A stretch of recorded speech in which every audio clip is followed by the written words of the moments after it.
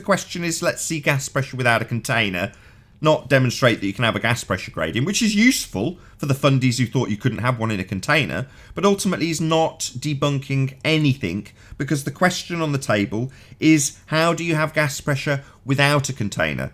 And during Mind Warp's explanation, you said it's not a container.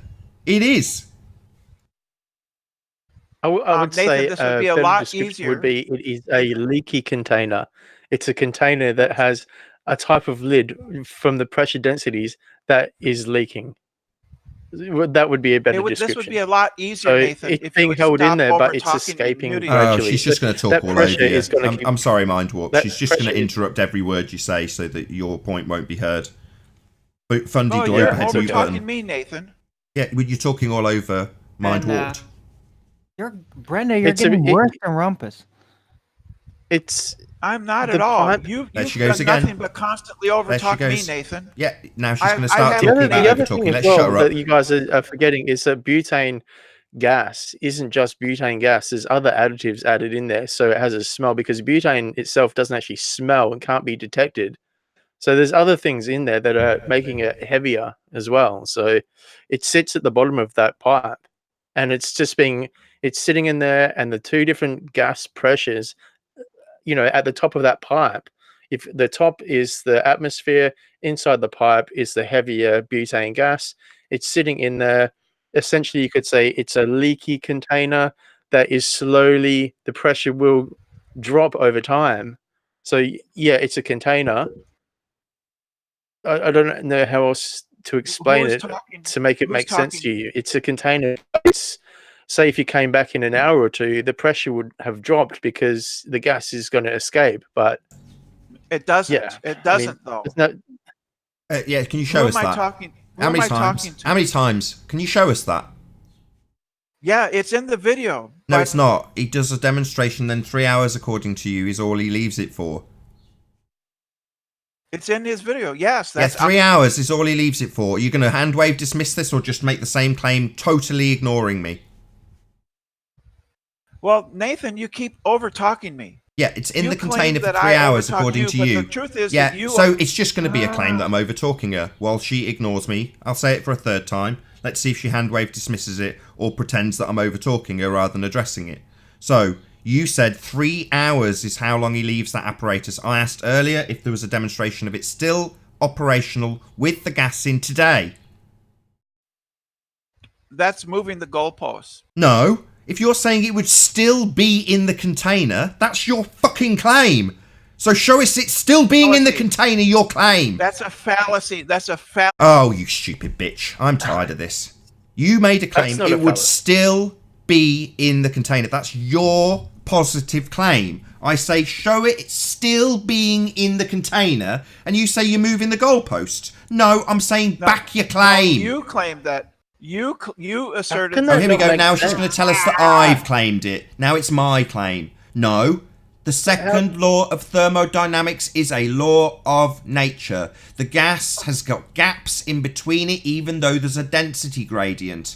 It can still fit between the less dense gas. Over time, the interaction between the molecules will cause the butane to disperse. The fact that it's in a very long pipe will slow down the effects because there's only a very small hole for the two different gases to interact and for the butane to escape.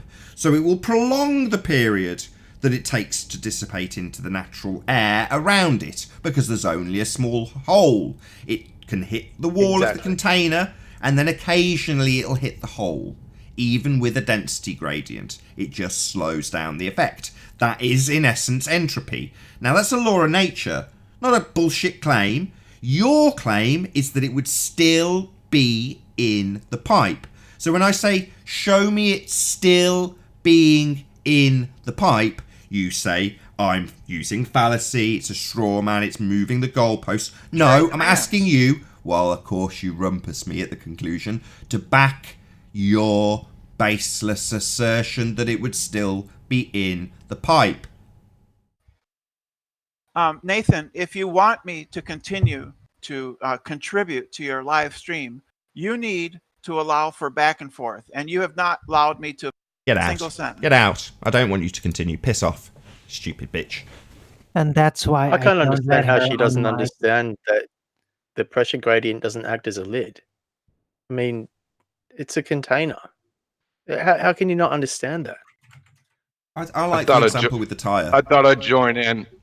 The tyre is the best I example. mean, and then You fill a tyre, but it's a then trying container. to apply it as a fish tank. It's like, okay, I mean, if you had two gases in a fish tank, the breeze that comes through, like, it's just going to blow, both gases out straight away. But a pipe, because the butane is so heavy, it's going to sit in there for longer than 3 hours.